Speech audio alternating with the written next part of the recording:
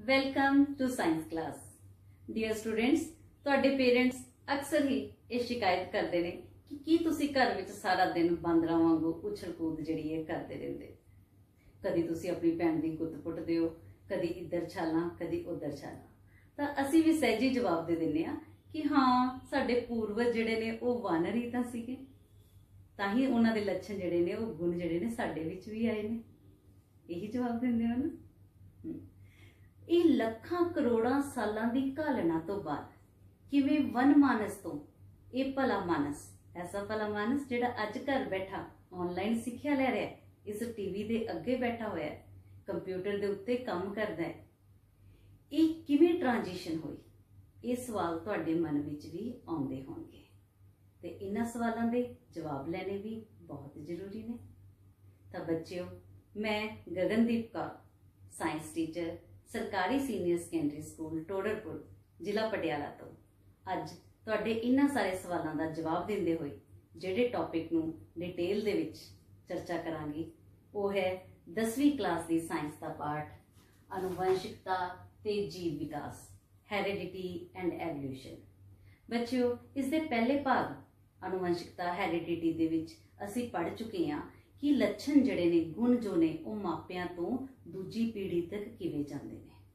असीं अनुवंशिकता दे बारे पढ़िया, विभिन्नतावां दे बारे पढ़िया कि विभिन्नतावां सानूं साडे बदलदे हालातां दे विच एनवायरनमेंट दे विच किवें सहाई हुंदियां ने। तां असीं पहले पाठ दे विच की ने जीन्स दे बारे पढ़ के ये जान चुके हां कि भी गुण जिहड़े ने वो एक पीढ़ी तो दूजी पीढ़ी तक किवें पास हुंदे ने। अज असीं जिस टॉपिक ते डिटेल च गल करनी है वो है इसका दूजा भाग जीव विकास एवोल्यूशन। हुण जीव विकास या एवोल्यूशन की है? बच्चों, जीव विकास एवोल्यूशन जिहड़ा है इसका रूट वर्ड जिहड़ा है वो लैटिन वर्ड है, दैट इज इवैल्यू। इसका मतलब है अनरोल और ओपनिंग। जेकर एवोल्यूशन कहिए तो ये ऐसी प्रोसैस है जिहदे विच वो प्रक्रिया जिस विच जीवां दे अनुवंशिकी लक्षणां विच पीढ़ी दर पीढ़ी आए बदलाव आउंदे हन, उसनूं असीं जीव विकास आखदे हां। जेकर असीं सौखे शब्दां दे विच कहिए तां सरल जीवां तो जटिल जीव बनन तक दे सफर नूं, इस सारे लंबे पैंडे नूं असीं जीव विकास एवोल्यूशन आखदे हां। सो एवोल्यूशन की है? एक ग्रैजुअल चेंज है जिहड़ी कि लखां करोड़ां सालां तो इस धरती दे उत्ते हो रही है, जिहदे विच जीवां दे शरीरां दे विच अजिहे बदलाव आउंदे ने कि वो एक पीढ़ी तो दूजी पीढ़ी तक उन्हां बदलावां नूं ट्रांसफर करते रहंदे ने, पास करते रहंदे ने। ते ये जिहड़े बदलाव ने वो एक पीढ़ी तो दूजी पीढ़ी तक जांदे होए ये विभिन्नतावां इन्नियां ज़्यादा वध जांदियां ने कि नवीआं नवीआं प्रजातियां जिहड़ियां ने वो पुराणियां प्रजातियां तो ही नवीआं प्रजातियां दी उत्पत्ति हुंदी रहंदी है। सो एवोल्यूशन या जीव विकास की है सरल जीवां तो जटिल जीवां तक बनन दे सफर नूं जीव विकास आखदे हां। सो जिवें कि तुहानूं भी पता है, 9वीं क्लास तुसीं पढ़ चुके हो, प्रोकैरियोटिक सैल यूकैरियोटिक सैल, कि धरती दे उत्ते जिहड़ा जीवन सीगा वो प्रोकैरियोटिक सैलां तो शुरू होया, फिर उन्हां दे विच कुछ चेंजिस आईयां, एडवांसमेंट्स आईयां, यूकैरियोटिक सैल्स बने, एक सैल तो बहु सैली तक, यूनीसैलूलर तो मल्टी सैलूलर ऑर्गेनिजम्स तक बनन तक दे इस सारे सफर नूं असीं जीव विकास एवोल्यूशन आखदे हां। सो ये की ने वो, जेकर दोबारा इस डेफिनेशन नूं याद करिए, क्योंकि पहला असीं जब पहली बार सुनते हैं सानूं थोड़ा औखा लगता है, जेकर दोबारा इस डेफिनेशन नूं पढ़िए, वो प्रक्रिया जिस विच जीवां दे अनुवंशिकी लक्षण, अनुवंशिकी लक्षण तो की मतलब है कि एक पीढ़ी तो लक्षण जिहड़े ने दूजी पीढ़ी नूं पास हो रहे ने। किहड़े लक्षण जिहड़े ने एक पीढ़ी तो दूजी पीढ़ी नूं पास होणगे? वो बदलाव जिहड़े किहदे विच आए होणगे, जिहड़े कि एग जां स्पर्म दे विच वो सैल्स जिन्हां ने अगे जाके रीप्रोडक्शन च भाग लैना है, उन्हां सैलां दे विच जिहड़े उन्हां दे जीन्स ने उन्हां विच जिहड़े बदलाव आए होणगे उही किने अगली जनरेशन नूं पास होणगे। फॉर एग्जाम्पल, जेकर एक कहिए कि कोई किसी दी फिजिक तगड़ी है, ठीक है, वो एथलीट है, उसदी बॉडी एथलैटिक है, पर उहदे बच्चे जरूरी तो नहीं एथलैटिक बॉडी होएगी उन्हां दी, क्योंकि जिहड़ियां वो चेंजिस सीगियां, जिहड़े उन्हें मसल डोले शोले बनाए सीगे, वो चेंजिस किहदे विच सीगियां? वो चेंजिस जिहड़ियां सीगियां सोमैटिक सैलां दे विच सीगियां। पर अगली जनरेशन ਨੂੰ ਕਿਹੜੀਆਂ ਚੇਂजेस ਪਾਸ ਹੋਣੀਆਂ ਨੇ, ਉਹ ਚੇਂजेस ਪਾਸ ਹੋਣੀਆਂ ਨੇ ਜਿਹੜੀਆਂ ਕਿਹਦੇ ਵਿੱਚ ਆਣਗੀਆਂ, ਜਿਹੜੀਆਂ ਐਗ ਜਾਂ ਸਪਰਮ ਦੇ ਵਿੱਚ ਆਉਣਗੀਆਂ। ਸੋ ਜਿਹੜੀਆਂ ਗੈਮੀਟਸ ਦੇ ਵਿੱਚ ਆਣਗੀਆਂ, ਜਨਨ ਸੈੱਲਾਂ ਦੇ ਵਿੱਚ ਆਣਗੀਆਂ। ਸੋ ਪੀढ़ी दर पीढ़ी ਜਿਹੜੇ ਬਦਲਾਵ ਜਿਹੜੇ ਨੇ ਉਹ ਆਉਂਦੇ ਨੇ, ਉਸ ਪ੍ਰਕਿਰਿਆ ਨੂੰ ਅਸੀਂ ਜੀਵ ਵਿਕਾਸ ਆਖਦੇ ਹਾਂ। ਸੋ ਜੀਵ ਵਿਕਾਸ ਕੀ ਅਸਲ 'ਚ ਹੋ ਰਿਹਾ, आखिर की प्रमाण ने, की सबूत ने, की एविडेंसिस ने कि जो असी गल कर रहे हैं वो सही है, कि जां फिर ये गल ही सही है कि धरती ते एडम ते ईव आए, उन्होंने ही अगों जिहड़ी मनुखी प्रजाति नूं जिहड़ा शुरू किया, जां फिर ये थ्योरी सही है कि भी एक सैली जीवां तो बहुसैली सरल तो जटिल जीव जिहड़े सीगे उन्हां दी उत्पत्ति हुंदी रही। जीव विकास हो रहा है, इहदे बहुत सारे साडे कोलों एविडेंसिस ने, प्रमाण ने, क्योंकि साइंस तां खड़ी ही फैक्ट्स दे उत्ते प्रमाण ते। सो आखिर जीव विकास दे हक विच जिहड़े प्रमाण ने, एविडेंसिस है, असीं उन्हां बारे हुण गल करांगे, जिहदे नाल तुहानूं जीव विकास ते एवोल्यूशन जां फिर एवोल्यूशन बारे होर क्लीयरली समझ लग जाएगी। सो सब तो पहला जेकर असीं कहिए कि जीव विकास दे पक्ष विच किहड़े-किहड़े प्रमाण ने, सब तो पहला प्रमाण है अंदरूनी ते बाहरी अंगां संबंधी प्रमाण। अंदरूनी ते बाहरी अंग ਜਿਹੜੇ ਬਾਹਰੋਂ ਦਿਖ ਰਹੇ ਨੇ ਅੰਗ, ਉਹਨਾਂ ਦੇ ਵਿੱਚ ਸਮਾਨਤਾਵਾਂ ਜਾਂ ਅਸਮਾਨਤਾਵਾਂ, ਜਾਂ ਫਿਰ ਜਿਹੜੇ ਅੰਦਰੂਨੀ ਸਿਸਟਮ ਨੇ ਸਾਡੇ ਉਹਨਾਂ ਵਿੱਚ ਸਮਾਨਤਾਵਾਂ ਜਾਂ ਅਸਮਾਨਤਾਵਾਂ, ਉਹਨਾਂ ਦੇ ਸੰਬੰਧੀ ਪ੍ਰਮਾਣ ਨੇ। ਦੂਜੇ ਵਰਗੀਕਰਨ ਦੇ ਸੰਬੰਧੀ ਪ੍ਰਮਾਣ, ਕਲਾਸੀਫਿਕੇਸ਼ਨ ਤੁਸੀਂ 9ਵੀਂ ਕਲਾਸ ਦੇ ਵਿੱਚ ਵੀ ਪੜ੍ਹ ਚੁੱਕੇ ਹੋ ਕਿ ਉਹ ਵੀ ਸਾਨੂੰ ਕਈ ਐਵੀਡੈਂਸਿਸ ਦਿੰਦੇ ਨੇ ਜਿਨ੍ਹਾਂ ਤੋਂ ਪਤਾ ਲੱਗਦਾ ਹੈ ਕਿ ਐਵੋਲੂਸ਼ਨ, ਜੀਵ ਵਿਕਾਸ ਹੋ ਰਿਹਾ। ਪਥਰਾਟ ਸੰਬੰਧੀ ਪ੍ਰਮਾਣ, ਫॉसिल्स ਤੁਸੀਂ ਛੋਟੀਆਂ ਕਲਾਸਾਂ ਦੇ ਵਿੱਚ ਵੀ ਪੜ੍ਹ ਕੇ ਆਉਂਦੇ ਹੋ। फॉसिल्स पथराटा तो भी सानू कई एविडेंसिस मिलते हैं जिथों सानू भी पता लगता है कि एवोल्यूशन प्रोसैस जी ग्रैजुअल चेंज है, जिदे तो नवीं नवीं प्रजातियां बन रही ने, ये हो रही है। अगले ने साडे कोल भ्रूण दे संबंधी प्रमाण, एम्ब्रियोलॉजिकल एविडेंसिस। हुण असीं इन्हां सारे प्रमाणां नूं की है वन बाय वन डिटेल दे विच चर्चा करांगे। सब तो पहला जिहड़ी असीं चर्चा करांगे वो है अंदरूनी ते बाहरी अंगां संबंधी प्रमाण बारे, इन्हां एविडेंसिस दे बारे। सो इन्हां एविडेंसिस दे विच साडे कोल सब तो पहला आ जांदे ने समजाती अंग। समजाती अंग जिन्हों इंग्लिश दे विच बोलदे सी होमोलोगस ऑर्गन्स। एक कंपैरेटिव स्टडी है बेटा। कंपैरेटिव स्टडी मतलब एक जीव दी असीं किसी दूजे जीव दे नाल की कंपेयर कर रहे हां, उन्हां दे अंगां दे विच उन्हां दी असीं स्टडी कर रहे हां। सो ये कंपैरेटिव स्टडी साडे कोल आ गए समजाती अंग, होमोलोगस ऑर्गन्स। सो होमोलोगस ऑर्गन्स की हुंदे ने? होमोलोगस ऑर्गन्स अजिहे अंग ने जिन्हां दी मुढली बनतर तां समान हुंदी है। मुढली बनतर मतलब उन्हां दा जिहड़ा बेसिक स्ट्रक्चर है वो इक्को जिहा हुंदा है, समान हुंदा है, पर वो अंग जिहड़े ने वो काम वक्खो वखरे करदे ने। पर उन्हां दे जिहड़े काम करन दा तरीका है वो वखरा है, पर उन्हां जीवां दे विच जिहड़े अंग ने ये वख-वख जीवां दे विच उन्हां दी मुढली रचना तां उन्हां दी मुढली जिहड़ी बनतर है, बेसिक स्ट्रक्चर है वो सेम है, बट ਉਹਦੇ फंक्शन ਉਹਦੇ ਕੰਮ ਜਿਹੜੇ ਨੇ ਉਹ ਕੀ ਨੇ, ਵੱਖੋ ਵੱਖਰੇ ਨੇ। आओ ਆਪਾਂ ਇਹਨੂੰ ਇੱਕ ਐਗਜ਼ਾਮਪਲ ਲੈ ਕੇ ਸਮਝੀਏ। ਸੋ ਜੇਕਰ ਐਗਜ਼ਾਮਪਲ ਲਈ ਅਸੀਂ 4 ਲਿੰਬ ਅਗਲੀ ਬਾਂਹ ਦੀ ਲੈ ਰਹੇ ਹਾਂ, ਹਿਊਮਨ ਦੀ, ਡੌਗ ਦੀ, ਬਰਡ ਦੀ, ਵੇਲ ਦੀ, ਠੀਕ ਹੈ। ਸੋ ਸਭ ਤੋਂ ਪਹਿਲਾਂ ਗੱਲ ਕਰਦੇ ਹਿਊਮਨ ਦੀ। ਜੇਕਰ ਅਸੀਂ ਅਗਲੀ ਬਾਂਹ ਦੀ ਗੱਲ ਕਰੀਏ ਤੇ ਇਹਦੀ ਬਣਤਰ, ਮੁੱਢਲੀ ਬਣਤਰ ਕਿਵੇਂ ਸੇਮ ਹੈ? ਸਾਡੇ ਸਭ ਦੇ ਹੀ ਇੱਥੇ ਕੀ ਹੈ, ਸਿੰਗਲ ਬੋਨ ਹੈ, ਅੱਗੋਂ ਕੀ ਨੇ 2 ਬੋਨਸ ਨੇ, फिर साडे कोलों की ने कार्पल्स ने, हथेली है, ठीक है, फिलेंजेस ने, फिंगर्स ने। So single bone, double bone, single bone, double bone, carpals ते फिलेंजेस आ जाते हैं। कार्पल, मेटाकार्पल्स ते फिलेंजेस। एवें ही डॉग दे विच भी की ऊपर वाली बांह दी जिहड़ी हड्डी है सिंगल है, अगों 2 बोन्स ने, फिर मेटाकार्पल, कार्पल्स आ जाते हैं, फिलेंजेस, फिंगर्स टाइप स्ट्रक्चर हो जाता है। एवें ही बर्ड दे विच कोई भी बर्ड ले लो, पिजन ले लो, सिंगल बोन, then 2 bones, फिर मेटाकार्पल, कार्पल्स, फिर फ्लेंजेस ਜਿਹੜੀਆਂ ਨੇ ਉਹ ਥੋੜੀ ਫਿਊਜ਼ ਹੋਈਆਂ ਹੋਈਆਂ ਨੇ। ਐਵੇਂ ਹੀ ਵੇਲ ਦੇ ਵਿੱਚ ਵੀ। ਸੋ ਇਹਨਾਂ ਸਾਰਿਆਂ ਦੇ ਵਿੱਚ ਅਸੀਂ ਬੇਸਿਕ ਕਾਮਨ ਚੀਜ਼ ਕੀ ਦੇਖ ਰਹੇ ਹਾਂ ਕਿ ਸਭ ਦਾ ਜਿਹੜਾ ਬੇਸਿਕ ਸਟਰਕਚਰ ਹੈ ਉਹ ਕੀ ਹੈ, ਇੱਕੋ ਜਿਹਾ ਹੈ, ਪਰ ਸਾਰਿਆਂ ਦੇ ਕੰਮ ਕੀ ਨੇ, ਵੱਖਰੇ ਵੱਖਰੇ ਨੇ। ਮਨੁੱਖ ਜਿਹੜਾ ਅਸੀਂ ਕੀ ਕਰਦੇ ਹਾਂ, ਅਗਲੇ ਹੱਥਾਂ ਨੂੰ ਕਾਹਦੇ ਲਈ, ਮੈਨੂਅਲ ਕੰਮ ਕਰਨ ਵਾਸਤੇ, ਕੋਈ ਪੜ੍ਹਨ ਲਈ, ਲਿਖਣ ਲਈ, ਕੋਈ ਚੀਜ਼ ਇੱਥੇ ਤੋਂ ਉੱਥੇ ਤੱਕ ਚੱਕ ਕੇ ਫੜਾਉਣ ਦੇ ਲਈ, ਖਾਣਾ ਖਾਣ ਦੇ ਲਈ, ठीक है। डॉग जड़ा है वो रनिंग दे लिए, बर्ड जड़े ने वो कादे लिए यूज कर रहे हैं, फ्लाइंग दे लिए, उड़न दे लिए, वेल जिहड़ी है वो काहदे लई यूज करदी है, स्विमिंग करन दे लई। सो सब दे ही काम जिहड़े ने वो की ने वखरे वखरे ने, जिहड़े फंक्शनस ने वो डिफरेंट ने, बट सब दा जिहड़ा बेसिक स्ट्रक्चर है फोर आर्म दा, अगलियां बाहां दा, वो की है, सब दा सेम है।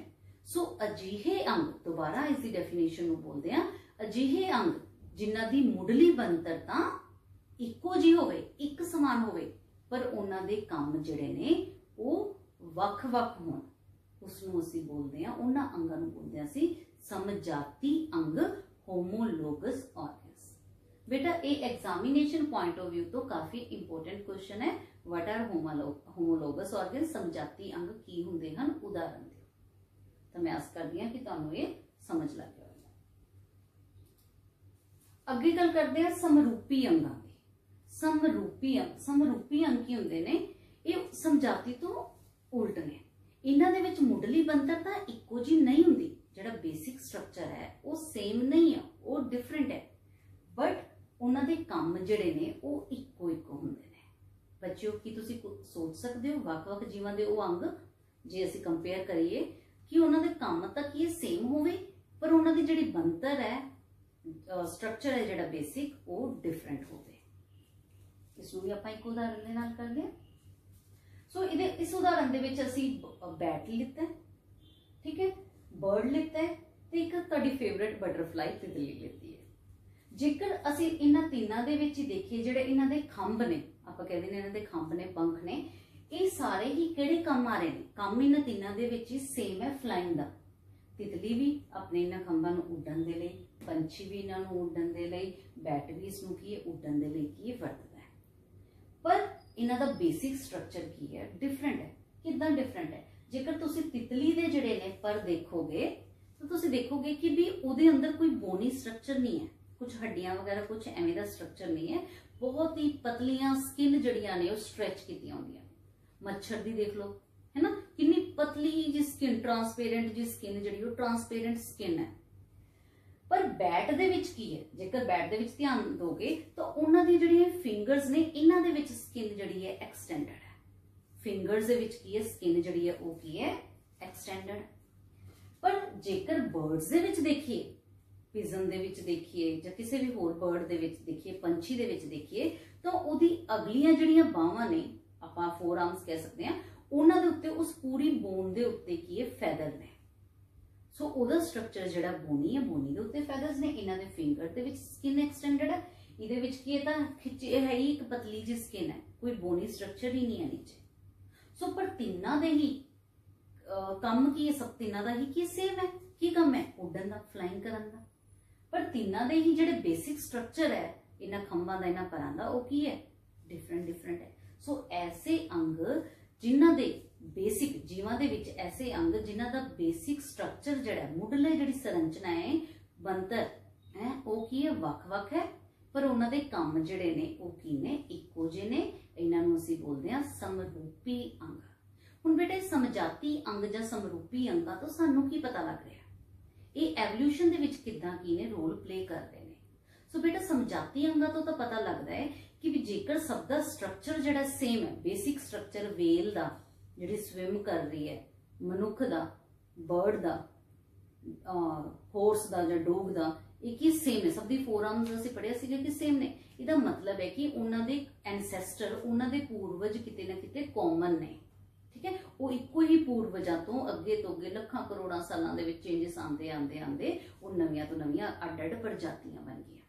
सो इसदा मतलब है कि उन्होंने अलग अलग इन्वायरमेंट दे विच फिट होना सीगा। सो इस तरह की एवोल्यूशन असीं बोलते हैं डाइवर्जेंट एवोल्यूशन। ते समरूपी अंगां तो की पता लगता है कि इन्हां इंडिपेंडेंट इवॉल्व होए ने एक दूजे तो, इन्हां दा आपस दे विच कोई कॉमन एंसेस्टर नहीं है, इंडिपेंडेंट इवॉल्व होए ने। पर इहदे तो एवोल्यूशन दे विच की पता लगता है कि किसी particular हालातां they which, environment they विच जिहड़ियां चेंजिस आ रहीआं सीगीआं उस समय दे दौरान, उन्हां चेंजिस दे विच फिट बैठण दे लई इन्हां ने अपने आप दे विच एडेप्टेशन लिआंदी। सो ये नैचुरल सिलैक्शन, कुदरती चोण, जिहड़ी डार्विन ने थ्योरी दित्ती सीगी कुदरती चोण, उहनूं बेस्ट जिहड़े ने डिस्क्राइब करदे ने एनालोगस ऑर्गन्स जां कह लो समरूपी अंग। ठीक है, सो ਸਮਰੂਪੀ ਅੰਗ ਤੇ ਸਮਝਾਤੀ ਅੰਗਾਂ ਦੇ ਬਾਰੇ ਅਸੀਂ ਪੜ੍ਹਿਆ ਕਿ ਐਵੋਲੂਸ਼ਨ ਦੇ ਵਿੱਚ ਸਾਨੂੰ ਕਿਸ ਤਰ੍ਹਾਂ ਦੇ ਪ੍ਰਮਾਣ, ਕਿਸ ਤਰ੍ਹਾਂ ਦੇ ਐਵੀਡੈਂਸਿਸ ਦੇ ਰਹੇ ਨੇ। ਹੁਣ ਗੱਲ ਕਰਦੇ ਹਾਂ ਅਗਲੇ अंग दी, ਉਹਨੇ अवशेषी अंग वेस्टिजियल ऑर्गन्स। ਜਿਹੜਾ अगला एविडेंस डिस्कस करन जा रहे हैं वो है वेस्टिजियल ऑर्गन्स, अवशेषी अंग। बच्चे वेस्टिजियल ऑर्गन्स ਜਾਂ अवशेषी अंग ਕੀ ਹੁੰਦੇ ਨੇ?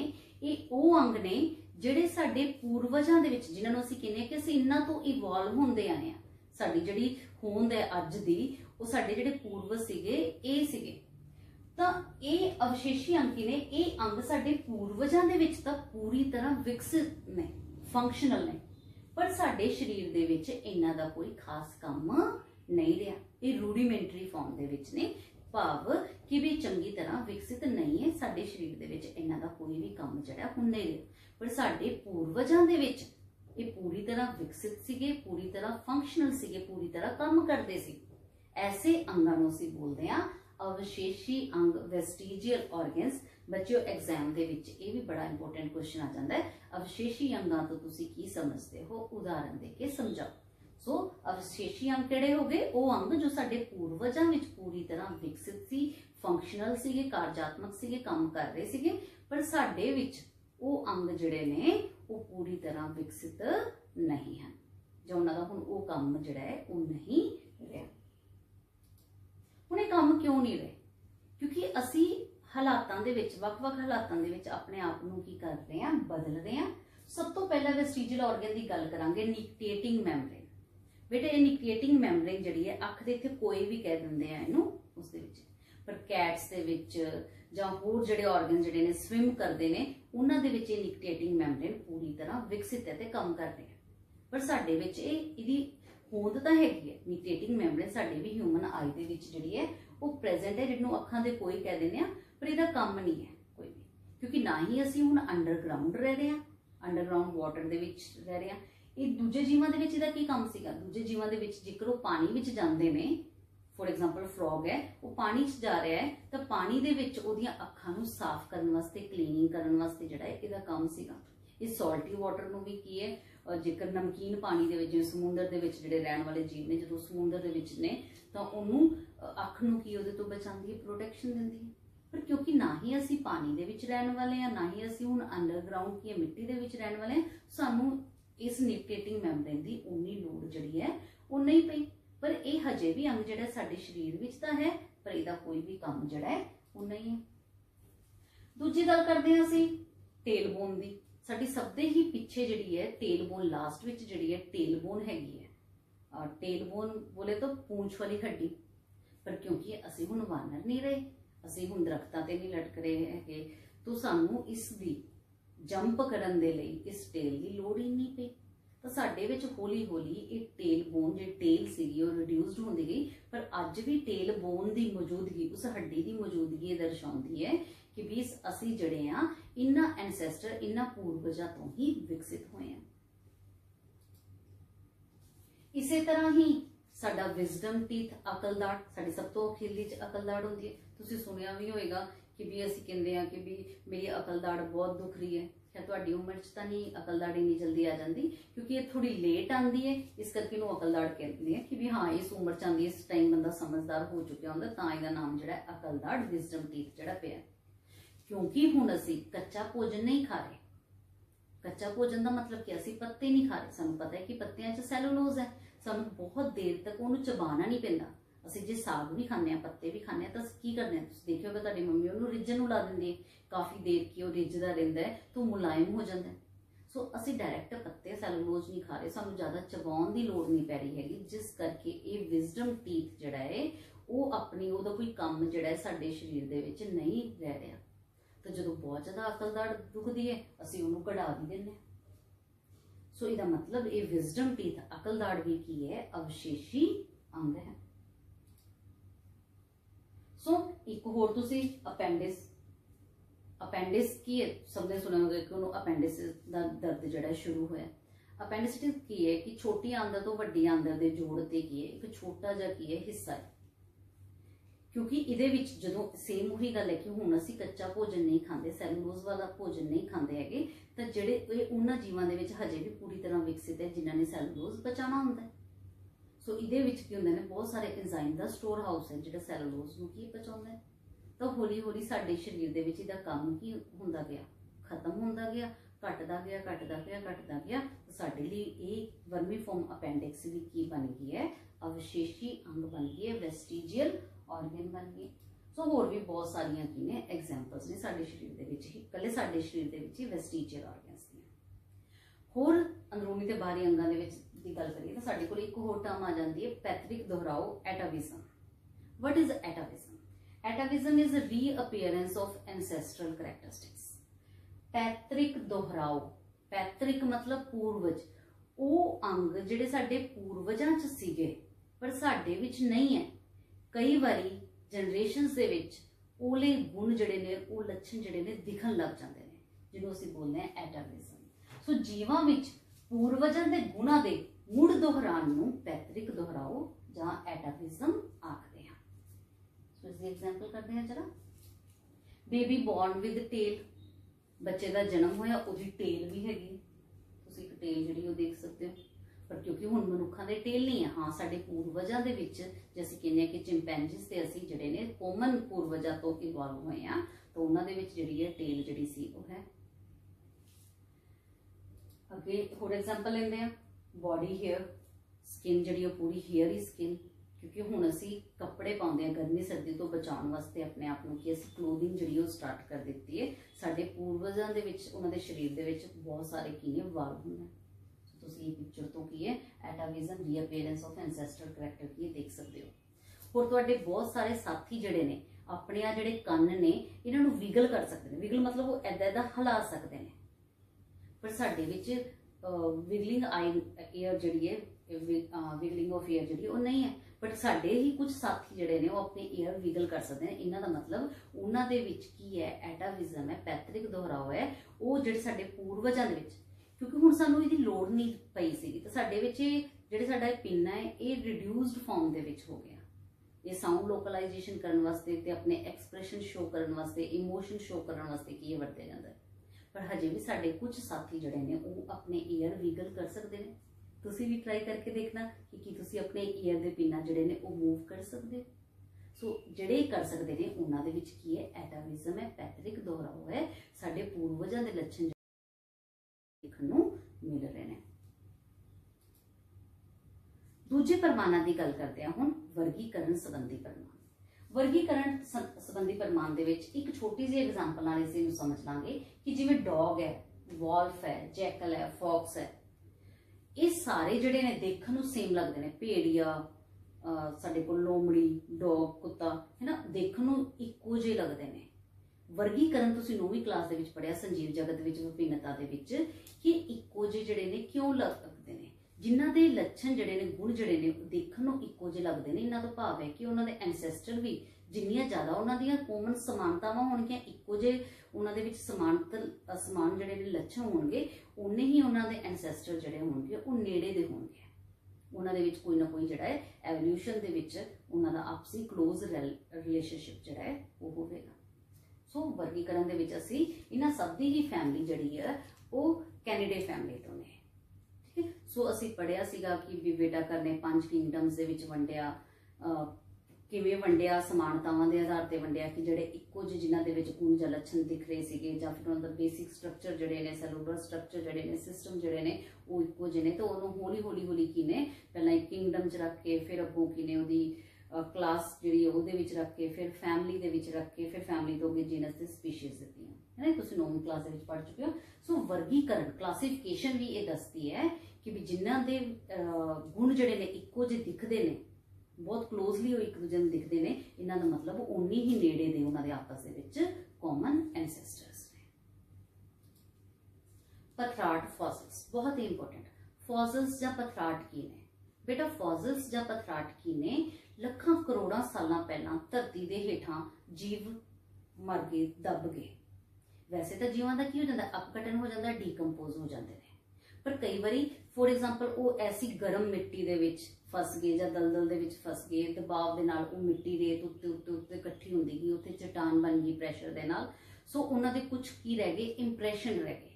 ਫੋਸਿਲਸ ਨੂੰ ਅਸੀਂ ਰਿਟਨ ਡਾਕੂਮੈਂਟ ਆਫ ਐਵੋਲੂਸ਼ਨ ਵੀ ਆਖਦੇ ਹਾਂ, ਕਿਉਂਕਿ ਇਹ ਸਾਨੂੰ ਸਿੱਧਾ ਸਿੱਧਾ ਦੱਸਦੇ ਨੇ ਕਿ ਵੀ ਜੀਵ ਕਿੰਨੀ ਨੇੜੇ ਦੇ ਨੇ। ਹਾਂ, ਜੀਵਾਂ ਦੇ ਵਿੱਚ ਐਵੋਲੂਸ਼ਨ ਹੋ ਰਹੀ ਹੈ। ਸੋ ਫॉर एग्जांपल सब तो जिन्ना सी धरती नूं थल्ले डिग करते जावांगे सानूं उन्ने ही पथराट मिल जाणगे, मरे जीवां दे ही की ने अवशेष ने। सो जिन्नी पुरानी होएगी उन्नी ही, जिन्ना डूंगा होएगा उन्नी सानूं सिंपल ऑर्गेनिज्म मिलणगे। जिवें जिवें उपरली परतां तो खुदाई है उवें ही जटिल जड़ी संरचना जीवां दी वो देखण नूं मिलदी है। इहदे तो की पता लग रहा है कि भी जिन्ने ज़्यादा डूंगे मिल रहे सीगे, ਇਹਦਾ मतलब है कि जे डूंगे ਦੇ ਵਿੱਚ ਸਾਨੂੰ सिर्फ इनवर्टिब्रेट मिल रहे हैं, अरीड़धारी मिल रहे हैं, ਇਹਦਾ मतलब उस समय रीड़धारी जीव नहीं ਸੀਗੇ। फिर ਸਾਨੂੰ ਉੱਪਰਲੀਆਂ ਪਰਤਾਂ ਦੇ ਵਿੱਚ ਥੋੜੇ ਜਿਹੇ ਹੋਰ ਜਟਿਲ ਜੀਵ ਮਿਲ ਰਹੇ ਨੇ, ਉਦੋਂ ਹੋਰ ਪਰਤਾਂ ਦੇ ਵਿੱਚ ਉੱਪਰਲੀਆਂ ਦੇ ਵਿੱਚ ਸਾਨੂੰ ਹੋਰ ਜਟਿਲ ਜੀਵ ਜਿਹੜੇ ਨੇ ਉਹ ਮਿਲ ਰਹੇ ਨੇ। ਸੋ ਫॉर एग्जांपल ਕੁਝ ਅਰੀੜਧਾਰੀ ਜੀਵ ਜਿਹੜੇ ਸੀਗੇ ਉਹਨਾਂ ਦੇ ਅਵਸ਼ੇਸ਼ ਜਿਹੜੇ ਨੇ ਉਹ ਨੀਚੇ ਰਹਿ ਗਏ। ਠੀਕ ਹੈ, ਇਹ ਮੰਨ ਲਓ 100 ਮਿਲੀਅਨ ਸਾਲ ਪਹਿਲਾਂ ਦੀ ਗੱਲ ਹੈ। ਠੀਕ ਹੈ, तो उत्थे रेत दब गई, प्रैशर बन गया, तो वो नीचे ही की ने दब गए ने। हुण उस तो बाद 100 मिलियन तो बाद हुण कुछ मिलियन साल पहला की गल करते हैं, डायनासोर है फॉर एग्जांपल। हुण डायनासोर जदों डेड होए मे बी वो भी उस रेत दे विच जां उत्थे ही की ने उन्हां दे रेमनेंट जिहड़े ने अवशेष जिहड़े ने वो रह गए। वो उन्हां दे उत्ते भी होर मिट्टी जमा हुंदी गई जिहदे नाल की होया कि उत्थे भी की चट्टान बन गई। सो इस ओहदे ते सानूं की मिलिया, डायनासोर दे जिहड़े ने वो दब गए। हुण एक परत नीचे सी जिस च अरीड़धारी जीव सीगे, फिर मिट्टी दी कई परतां आ गईयां, ओहदे उपर की हो गए, डायनासोर्स हो गए। हुण डायनासोर तो फॉर एग्जांपल हॉर्स, ਅਸੀਂ ਕਹਿੰਦੇ कि डायनासोर तो बाद हॉर्स की एवोल्यूशन हुई है। तो हॉर्स जिहड़ा है हुण ये दो परतां दे विच निचले च अरीड़धारी है, उपर वाले दे विच किने डायनासोर दे अवशेष अंग ने। हुण जदों ये हॉर्स दे कुछ रेमिनेंट जिहड़े ने वो रह गए फॉर एग्जांपल, तो वो भी उस तो उपर की बनी जाणगीआं, परतां बनी जाणगीआं।